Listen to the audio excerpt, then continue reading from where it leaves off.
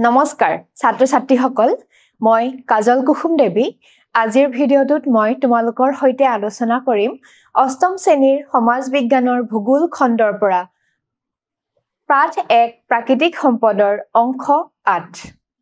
ইতিমধ্যে আমি ইয়াৰ আগৰ ভিডিঅ'টোত আলোচনা কৰিছিলো বনজ সম্পদসমূহৰ ক্ষতিৰ কাৰণ আৰু এই সম্পদসমূহ আমি কিদৰে সংৰক্ষণ কৰিব পাৰো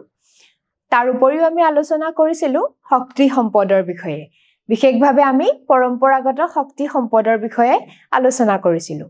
এতিয়া আজিৰ ভিডিঅ'ত তোমালোকে কি জানিব পাৰিবা এবাৰ চাই লোৱা প্ৰথমতে পৰম্পৰাগত শক্তি সম্পদৰ সংৰক্ষণৰ বিষয়ে তোমালোকে আজিৰ ভিডিঅ'টোত জানিব পাৰিবা এই পৰম্পৰাগত শক্তি সম্পদসমূহ কিদৰে আমি সংৰক্ষণ কৰিব পাৰো দ্বিতীয়তে অপৰম্পৰাগত শক্তি সম্পদসমূহৰ বিষয়ে অৰ্থাৎ অপৰম্পৰাগত শক্তি সম্পদনো কি আৰু ইয়াৰ বিভিন্ন উৎসসমূহৰ বিষয়ে আজিৰ ভিডিঅ'টোত তোমালোকে জানিব পাৰিবা এতিয়া আমি আজিৰ প্ৰথম টপিকটোলৈ আগবাঢ়ো আজি প্ৰথমতে আমি আলোচনা কৰিম পৰম্পৰাগত শক্তি সম্পদসমূহৰ সংৰক্ষণৰ বিষয়ে ইতিমধ্যে আমি ইয়াৰ আগৰ ভিডিঅ'টোত আলোচনা কৰিছিলো পৰম্পৰাগত শক্তি সম্পদসমূহ অনৱীকৰণযোগ্য যাক কি পুনৰ নৱীকৰণ কৰাটো অসম্ভৱ বা ইয়াৰ অতি মন্থৰ গতিত সৃষ্টি হয় গতিকে আমি এই সম্পদসমূহৰ উপযুক্ত ব্যৱহাৰ কৰিব লাগে যদি আমি ইয়াক অধিক মাত্ৰাত ব্যৱহাৰ কৰো তেতিয়া ই সোনকালে কি হ'ব পৃথিৱীৰ পৰা নাইকিয়া হৈ যাব গতিকে আমি ইয়াৰ সংৰক্ষণৰ কাৰণে ব্যৱস্থা কৰিব লাগে চোৱা অত্যাধিক ব্যৱহাৰৰ ফলত জৈৱিক ইন্ধনৰ পৰিমাণ দ্ৰুতগতিত হ্ৰাস পাইছে তোমালোকে জানা বৰ্তমান কি হৈছে পৰম্পৰাগত যিবোৰ শক্তিৰ উৎস কয়লা পেট্ৰলিয়াম প্ৰাকৃতিক গেছ এইসমূহৰ অত্যাধিক ব্যৱহাৰ হোৱা দেখা গৈছে কাৰণ এইসমূহৰ আমি কি কৰো ঘৰুৱা কাম-কাজতো ব্যৱহাৰ কৰোৱে তাৰ উপৰিও বৰ্তমান জনসংখ্যা বৃদ্ধিৰ লগে লগে উদ্যোগিক ক্ৰিয়াকলাপবোৰ বাঢ়িবলৈ লৈছে গতিকে আমি উদ্যোগতো কি কৰো এই সম্পদসমূহৰ ব্যৱহাৰ কৰো যাৰ ফলত ইয়াৰ অত্যাধিক ব্যৱহাৰ হোৱা দেখা গৈছে গতিকে ইয়াৰ পৰিমাণ ক্ৰমান্বয়ে কমি অহা দেখা গৈছে তাৰ উপৰিও যান-বাহনবোৰতো ইয়াৰ ব্যৱহাৰ হয় দ্ৰুতগতিত ব্যৱহাৰ হোৱাৰ ফলত এইসমূহৰ কি হৈছে পৃথিৱীৰ পৰা নাইকিয়া হ'বলৈ আৰম্ভ কৰিছে গতিকে আমি ইয়াৰ সংৰক্ষণৰ বাবে ব্যৱস্থা কৰিব লাগে এতিয়া চোৱা আমি ঘৰুৱা ব্যৱহাৰৰ উপৰিও উদ্যোগসমূহত উৎপাদনশীলতা বৃদ্ধিৰ লগে লগে কয়লাৰ ব্যৱহাৰ বৃদ্ধি পাইছে বিশেষকৈ এই পৰম্পৰাগত শক্তিৰ উৎস কয়লাক কি হয় উদ্যোগত ব্যৱহাৰ কৰা হয় ঘৰুৱা বিভিন্ন কাম-কাজত ব্যৱহাৰ কৰা হয় যাৰ ফলত কি হৈছে ইয়াৰ অত্যাধিক ব্যৱহাৰ হৈছে ঠিক তেনেকৈ চাবা যান-বাহন আৰু অন্যান্য পৰিবহন আৰু যন্ত্ৰপাতিৰ ব্যৱহাৰ বৃদ্ধি হোৱাৰ লগে লগে পেট্ৰলিয়ামৰ ব্যৱহাৰো বৃদ্ধি পাইছে তোমালোকে জানা গাড়ী মটৰবোৰত কিহৰ ব্যৱহাৰ হয় বিশেষকৈ পেট্ৰলৰ ব্যৱহাৰ হয় ঠিক তেনেকৈ যন্ত্ৰপাতিসমূহ চলোৱাৰ কাৰণেও পেট্ৰলৰ প্ৰয়োজন হয় গতিকে পেট্ৰলৰো অত্যাধিক মাত্ৰাত ব্যৱহাৰ হোৱা দেখা গৈছে সেই হিচাপে আমি জৈৱিক ইন্ধনৰ বহনক্ষম ব্যৱহাৰৰ বাবে যাব লাগে আৰু ভৱিষ্যতৰ বাবে ইয়াৰ সংৰক্ষণৰ ওপৰত গুৰুত্ব দিব লাগে হয়নে যিহেতুকে অত্যাধিক মাত্ৰাত ব্যৱহাৰ হোৱা দেখা গৈছে এই পৰম্পৰাগত শক্তি উৎসসমূহ গতিকে আমি কি কৰিব লাগে এইসমূহ আমি এই জীৱাশ্ম ইন্ধনসমূহৰ আমি কি কৰিব লাগে যে ব্যৱহাৰৰ মাত্ৰা কমাব লাগে হয়নে চোৱা এইসমূহ আমি মিতব্যয়ী ৰূপত ব্যৱহাৰ কৰিব লাগে যাতে এইসমূহ কি হয় ভৱিষ্যত প্ৰজন্ময়ো ব্যৱহাৰ কৰিব পাৰে তাৰ কাৰণে আমি ব্যৱস্থা ল'ব লাগে অন্যথা কি হ'ব ভূগৰ্ভত জমা হৈ থকা জৈৱিক ইন্ধনৰ পৰিমাণ শেষ হৈ যাব যদি আমি অত্যাধিক মাত্ৰাত ব্যৱহাৰ কৰো তেতিয়া কি হ'ব বাৰু আমাৰ ভূগৰ্ভত আমি এই যিবোৰ পৰম্পৰাগত শক্তি উৎস সেইবোৰ আমি ক'ৰ পৰা আহৰণ কৰো ভূগৰ্ভৰ পৰা আহৰণ কৰো গতিকে অত্যাধিক ব্যৱহাৰৰ ফলত ভূগৰ্ভত এই উৎসসমূহৰ পৰিমাণ কি হ'ব কমি যাব পৃথিৱীৰ পৰা ইয়াৰ বিলুপ্তি হৈ যাব গতিকে আমি ইয়াক যিমান পাৰি বহনক্ষম ব্যৱহাৰ ইয়াৰ মিতব্যয়ী ৰূপত ব্যৱহাৰ কৰাটো উচিত এতিয়া চোৱা আমি আজি দ্বিতীয় টপিকটোলৈ আগবাঢ়ো এবাৰ আমি আলোচনা কৰিম অপৰম্পৰাগত শক্তি সম্পদ এতিয়া তোমালোকে জানানে বাৰু অপৰম্পৰাগত শক্তি সম্পদনো কি অপৰম্পৰাগত শক্তি সম্পদ হৈছে যিবোৰ সম্পদ পৰম্পৰাগতভাৱে ব্যৱহাৰ নকৰি আমি অন্যান্য উৎসৰ পৰা আহৰণ কৰোঁ যেনে কি বাৰু যেনে সৌৰ শক্তি হ'ব পাৰে জলবিদ্যুৎ শক্তি জোৱাৰ শক্তি এইবোৰ হ'ল অপৰম্পৰাগত শক্তিৰ সম্পদৰ উৎস সোৱা জৈৱিক ইন্ধন শেষ হোৱাৰ আগতে মানুহে অন্য উৎসৰ পৰা শক্তি উৎপাদনৰ চেষ্টা কৰাটো গুৰুত্বপূৰ্ণ ইতিমধ্যে আমি আলোচনা কৰিলো বৰ্তমান অত্যাধিক ৰূপত পৰম্পৰাগত শক্তি উৎসসমূহৰ ব্যৱহাৰ দেখা গৈছে গতিকে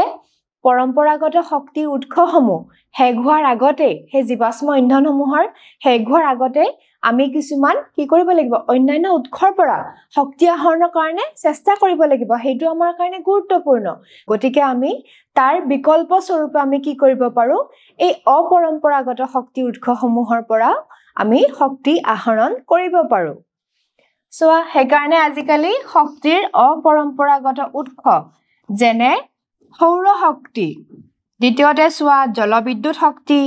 বতাহ শক্তি জোৱাৰৰ শক্তি আমি এই সমূহৰ পৰা কি কৰিব পাৰো শক্তি আহৰণ কৰিব পাৰো আমি অনবৰতে পৰম্পৰাগত শক্তি সম্পদৰ ওপৰত নিৰ্ভৰশীল নহয় আমি এই সমূহৰ পৰাও কি কৰিব পাৰো শক্তি আহৰণ কৰিব পাৰো এইবোৰ কি হ'ল নৱীকৰণযোগ্য শক্তি এইবোৰ নৱীকৰণযোগ্য হয়নে এই সমূহ প্ৰকৃতিৰ পৰা পুনৰ উদ্ধাৰ কৰা সম্ভৱ প্ৰকৃতিয়ে ইয়াক পুনৰ নৱীকৰণ কৰি থাকে কিন্তু পৰম্পৰাগত শক্তিসমূহৰ কি হয় পুনৰ নৱীকৰণ হয় জানো নহয় সেই সমূহ অতি মন্থৰ গতিত সৃষ্টি হয় সেইবোৰ অনৱীকৰণযোগ্য কিন্তু এইবোৰ নৱীকৰণযোগ্য গতিকে চোৱা এই শক্তি ব্যৱহাৰৰ বিভিন্ন সুবিধা অসুবিধা আছে তাৰ ভিতৰত এটা গুৰুত্বপূৰ্ণ সুবিধা হ'ল প্ৰদূষণৰ হাৰ হ্ৰাস পোৱা এই যে আমি দেখিলো অপৰম্পৰাগত শক্তি উৎসসমূহ এইসমূহ ব্যৱহাৰ কৰিলে কি হয় পৰিবেশত প্ৰদূষণৰ পৰিমাণ কমি যায় তাৰ উপৰিও ইয়াৰ বিভিন্ন সুবিধা আছে লগতে ইয়াৰ কিছুমান অসুবিধাও আছে এই সুবিধা আৰু অসুবিধাবোৰ আমি পৰৱৰ্তী ভিডিঅ'ত আলোচনা কৰিম এতিয়া আমি আজি প্ৰথমটো অপৰম্পৰাগত শক্তি উৎস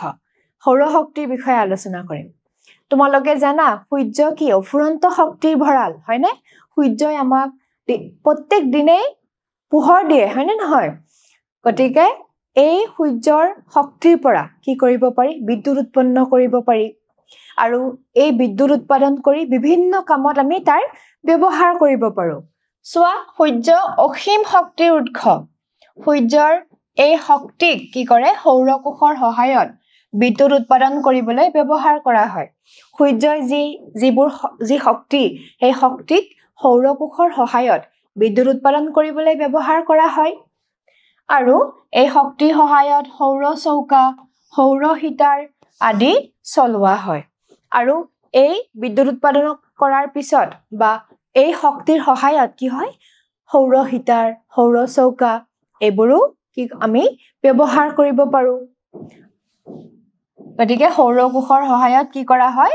সৌৰ বিদ্যুৎ উৎপাদন কৰা হয় এতিয়া তোমালোকে এই চিত্ৰকেইখন চোৱা এই চিত্ৰখনত প্ৰথম চিত্ৰখন চোৱা এই চিত্ৰখনত দেখুওৱা হৈছে কেনেকৈ আমি সৌৰ কোষৰ সহায়ত সৌৰ বিদ্যুৎ আমি আৰু এইটো হ'ল সৌৰ চৌকা এটা দেখিছানে এইটো সৌৰ চৌকা আৰু এইটো সৌৰ হিটাৰ চোৱা এই সমূহ আমি সূৰ্যৰ শক্তিৰ পৰা আমি ব্যৱহাৰ কৰিব পাৰো সূৰ্যৰ শক্তিৰ দ্বাৰা আমি এই সমূহৰ ব্যৱহাৰ কৰিব পাৰো তাৰ উপৰিও সৌৰ শক্তিৰ ব্যৱহাৰ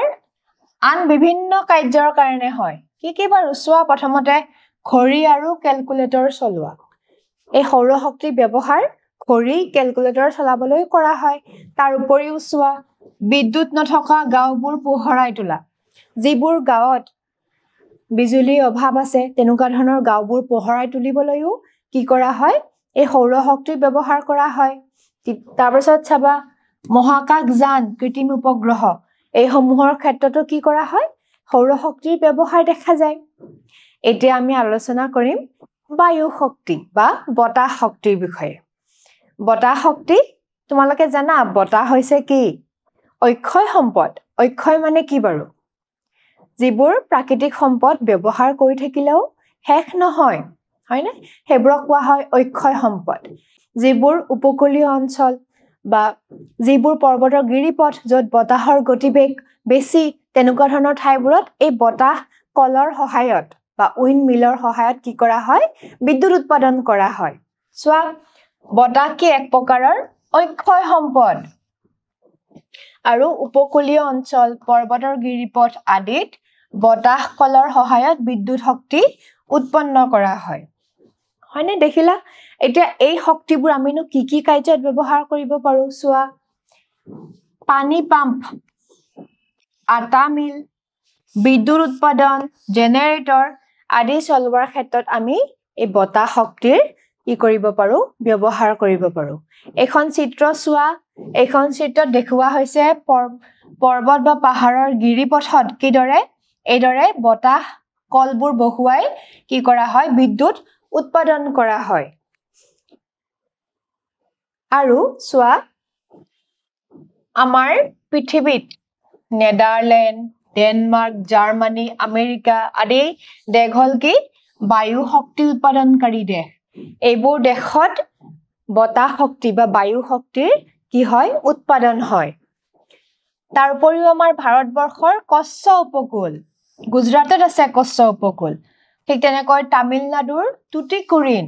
এই সমূহতো কি দেখা যায় বতাহ শক্তিৰ প্ৰকল্পবোৰ দেখা পোৱা যায় ইয়াৰ উপৰিও আমাৰ ভাৰতৰ কি হয় জয়সালমাৰত বতাহ উদ্যান আমাৰ ভাৰতৰ ভিতৰতে সৰ্ববৃহৎ বতাহ পাৰ্ক ইয়াত 1600 মেগাৱাট শক্তিৰ কি আছে 1600 মেগাৱাট শক্তিৰ জয়সালমাৰ বতাহ পাৰ্কখন এইবাৰ আমি আলোচনা কৰিম পাৰমাণৱিক শক্তিৰ বিষয়ে তোমালোকে নিশ্চয় তেজস্ক্ৰিয় পদাৰ্থৰ নাম শুনিছা তেজস্ক্ৰিয় পদাৰ্থ কি বাৰু বা তেজস্ক্ৰিয় মৌল বুলিলে কি বুজা যায় যিবোৰ মৌলই তেজস্ক্ৰিয় ৰশ্মি নিৰ্গত কৰে যেনে ইউৰেনিয়াম থৰিয়াম ৰেডিয়াম এইসমূহ হল তেজস্ক্ৰিয় পদাৰ্থ বা মৌল এতিয়া এইসমূহৰ অণু পৰমাণুত নিহিত হৈ থকা শক্তিৰ পৰা কি উৎপাদন কৰিব পাৰি পাৰমাণৱিক শক্তি আহৰণ কৰিব পাৰি সোৱা তেজস্ক্ৰিয় মৌলৰ অণু পৰমাণুত থকা শক্তিৰ পৰা পাৰমাণৱিক শক্তি আহৰণ কৰা হয় এতিয়া এই পাৰমাণৱিক শক্তি আমিনো কি কাৰ্যত ব্যৱহাৰ কৰিব পাৰো সোৱা বিদ্যুৎ উৎপাদন কৰিবলৈ পাৰমাণৱিক শক্তিৰ ব্যৱহাৰ হয় ঠিক তেনেকৈ তোমালোকে নিশ্চয় জানা চিকিৎসা বিজ্ঞানত এই পাৰমাণৱিক শক্তিৰ ব্যৱহাৰ হোৱা দেখা যায় তোমালোকে শুনিছা এক্স-ৰে ঠিক তেনেকৈ ৰেডিঅ'থেৰাপি চিকিৎসা বিজ্ঞানত ব্যৱহাৰ হয় এইসমূহত পাৰমাণৱিক শক্তিৰ ব্যৱহাৰ হয় ঠিক তেনেকৈ কৃষি কাৰ্যত যিবোৰ পোক পৰুৱা থাকে যিবোৰে খেতি অনিষ্ট সাধন কৰে সেইসমূহ ধ্বংস কৰাৰ কাৰণেও কি হয় ৰেডিঅ' আইচটপ নামৰ পাৰমাণৱিক শক্তিৰ ব্যৱহাৰ হয় গতিকে এই ধৰণে আমি পাৰমাণৱিক শক্তিৰ ব্যৱহাৰ কৰিব পাৰো তাৰপিছত চোৱা উত্তৰ আমেৰিকা আৰু ইউৰোপৰ উন্নত দেশসমূহত পাৰমাণৱিক প্ৰকল্পসমূহ অৱস্থিত আমাৰ বিশ্বৰ এইসমূহ দেশত উত্তৰ আমেৰিকা তাৰ উপৰিও ইউৰোপৰ উন্নত দেশসমূহত পাৰমাণৱিক শক্তিৰ কেন্দ্ৰসমূহ আছে আৰু পাৰমাণৱিক শক্তি কেন্দ্ৰবোৰত যে বিদ্যুৎ উৎপাদন কৰে সেই বিদ্যুৎ বহুদিন ধৰি আমি ব্যৱহাৰ কৰিব পাৰো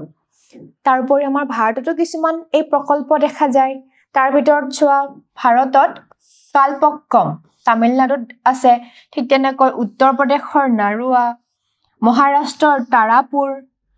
ৰাজস্থানৰ ৰাণা প্ৰতাপ নগৰ এইবোৰত কি হয় এই পাৰমাণৱিক প্ৰকল্পসমূহ অৱস্থিত এইবাৰ আমি আলোচনা কৰিম ভূতাপীয় শক্তি এতিয়া ইতিমধ্যে আমি আলোচনা কৰিলো পাৰমাণৱিক শক্তিৰ বিষয়ে পাৰমাণৱিক শক্তিও তেজস্ক্ৰিয় মৌলসমূহৰ পৰা আহৰণ কৰা হয় ঠিক তেনেকৈ ভূতাপীয় শক্তি ক'ৰ পৰা আহৰণ কৰা হয় চোৱা ভূগৰ্ভত থকা শিলৰ লগত তেজস্ক্ৰিয় মৌলৰ পৰা নিৰ্গত শক্তিক ভূতাপ বা ভূতাপীয় শক্তি বুলি কোৱা হয় এতিয়া চোৱা ভূতাপীয় শক্তিও তেজস্ক্ৰিয় মৌলৰ পৰা আহৰণ কৰা হয় ভূগৰ্ভৰ তলত থকা শিলৰ লগত যি তেজস্ক্ৰিয় মৌল পোৱা যায় তাৰ পৰা নিৰ্গত শক্তিক ভূতাপীয় শক্তি বুলি কোৱা হয় এতিয়া ভূতাপীয় শক্তিৰ ব্যৱহাৰো বহুত ক্ষেত্ৰত কৰা হয় হয়নে আৰু আমি এই ভূতাপীয় শক্তি আমি কৰ পৰা আহৰণ কৰিব পাৰো উষ্ণ প্ৰস্ৰৱণ মানে আমাৰ প্ৰাকৃতিক যিবোৰ গৰম পানীৰ উৎস থাকে যাক হিটেড গ্ৰাউণ্ড ৱাটাৰ বুলি কোৱা হয় তাৰ উপৰিও গলিত লাভা তোমালোকে শুনিছা লাভা কৰ পৰা ওলাই আগ্নেয়গিৰিৰ পৰা হয়নে গতিকে এই লাভা বা এই উষ্ণ প্ৰস্ৰৱণ বা গৰম পানীৰ পৰা কি কৰিব পাৰি টাৰবাইনৰ সহায়ত বিদ্যুৎ উৎপাদন কৰিব পাৰি হয়নে বিদ্যুৎ উৎপাদন কৰিব পাৰি চোৱা গতিকে এই সমূহ বিভিন্ন কামত ব্যৱহাৰ কৰিব পাৰি ঠিক তেনেকৈ চাবা আমাৰ পৃথিৱীত আমেৰিকা মেক্সিকো জাপান এইবোৰ দেশত কি হয় এই শক্তিৰ ব্যৱহাৰ দেখা যায় এই ভূতাপীয় শক্তিৰ ব্যৱহাৰ বিশেষকৈ আমাৰ বিশ্বৰ কিছুমান দেশত দেখা যায় তাৰ ভিতৰত আমেৰিকা জাপান মেক্সিকো এইবোৰ দেশত অধিক মাত্ৰাত দেখা যায় ঠিক তেনেকৈ আমাৰ ভাৰততো এই ভূতাপীয় শক্তিৰ প্ৰকল্প আছে তাৰ ভিতৰত চোৱা মণিকৰণ হিমাচল প্ৰদেশৰ মণিকৰণত আছে দ্বিতীয়তে পুগা লাডাখৰ পুগাটো এই ধৰণৰ ভূতাপীয় শক্তিৰ প্ৰকল্পতে আছে ঠিক তেনেকৈ ছত্তীশগড়ৰ টাটা পানী ঝাৰখণ্ডৰ সুৰজকুণ্ড আৰু গুজৰাটৰ কাম্বে এই সমূহত কি হয় ভূতাপীয় শক্তিৰ প্ৰকল্পসমূহ দেখা যায় আৰু এই সমূহৰ পৰা বিদ্যুৎ উৎপন্ন কৰি বিভিন্ন কামত ব্যৱহাৰ কৰিব পাৰি এতিয়া আজি মই যিখিনি তোমালোকক বুজালো তোমালোকে নিশ্চয় বুজিব পাৰিছা এতিয়া আজিৰ বুজোৱাখিনিৰ আধাৰত কেইটামান প্ৰশ্ন তোমালোকলৈ আগবঢ়ালো প্ৰথম প্ৰশ্নটো চোৱা তলৰ কোনটো অপৰম্পৰাগত শক্তি সম্পদৰ উদাহৰণ আজিৰ ভিডিঅ'টোত আমি প্ৰথমতেই অপৰম্পৰাগত শক্তি সম্পদৰ বিষয়ে আলোচনা কৰিছিলো গতিকে এতিয়ানো এই অপচন কেইটাৰ কোনটো অপৰম্পৰাগত শক্তিৰ উৎস সৌৰ শক্তি প্ৰথমতে আছে সৌৰ শক্তি এটো হয়নে নহয় বাৰু অপৰম্পৰাগত শক্তিৰ উৎস এটো আমি পাইছিলো সৌৰ শক্তিৰ বিষয়ে দ্বিতীয়তে চোৱা অপচন দিয়া আছে কি পেট্ৰলিয়াম তৃতীয়তে দিয়া আছে কয়লা অপচন ডি দিয়া আছে প্ৰাকৃতিক গেছ এতিয়া আমি এই তিনিটাৰ বিষয়ে কি বুলি পাইছিলো এইগিটা হৈছে কি পৰম্পৰাগত শক্তিৰ উৎস গতিকে প্ৰশ্নটোত দিয়া আছে কি কোনটো অপৰম্পৰাগত শক্তিৰ উদাহৰণ গতিকে কোনটো হ'ব সৌৰ শক্তি অপচন এ ইয়াৰ উত্তৰ হ'ব কি অপচন এ সৌৰ শক্তি এবাৰ দ্বিতীয় প্ৰশ্নটো চোৱা বতাহ হৈছে এক প্ৰকাৰৰ ডেছ সম্পদ খালি ঠাই পূৰ কৰা বতাহ কি সম্পদ আছিলে যিবোৰ সম্পদ ব্যৱহাৰ কৰি থাকিলেও শেষ নহয় যিবোৰ প্ৰাকৃতিক সম্পদ ব্যৱহাৰ কৰি থাকিলেও শেষ নহয় কি আছিলে নামটো অক্ষয় সম্পদ নিশ্চয় তোমালোকৰ মনত আছে এবাৰ তৃতীয় প্ৰশ্নটো চোৱা 1600 মেগাৱাট শক্তিৰ জয়সালমেৰ বতাহ উদ্যান হল ভাৰতৰ সৰ্ববৃহৎ বতাহ পাৰ্ক বা উদ্যান এটো শুদ্ধ নে শুদ্ধ আমি পাইছিলো আমাৰ ভাৰতৰ ভিতৰতে বৃহৎ বতাহ শক্তিৰ পাৰ্কখন ক'ত আছে জয়সালমেৰত আছে এটো কি হ'ব শুদ্ধ নে শুদ্ধ হ'ব এটো উত্তৰ কি হ'ব শুদ্ধ হ'ব এতিয়া আজিৰ ভিডিঅ'টোত আমি আলোচনা কৰিলো পৰম্পৰাগত শক্তি সম্পদৰ সংৰক্ষণৰ বিষয়ে আৰু অপৰম্পৰাগত শক্তি সম্পদ কি আৰু ইয়াৰ কিছুমান উৎসৰ বিষয়ে আশা কৰো আজি কথাখিনি নিশ্চয় তোমালোকৰ বোধগম্য হৈছে পৰৱৰ্তী ভিডিঅ'ত পুনৰ লগ পাম আজিলৈ ইমানেই ধন্যবাদ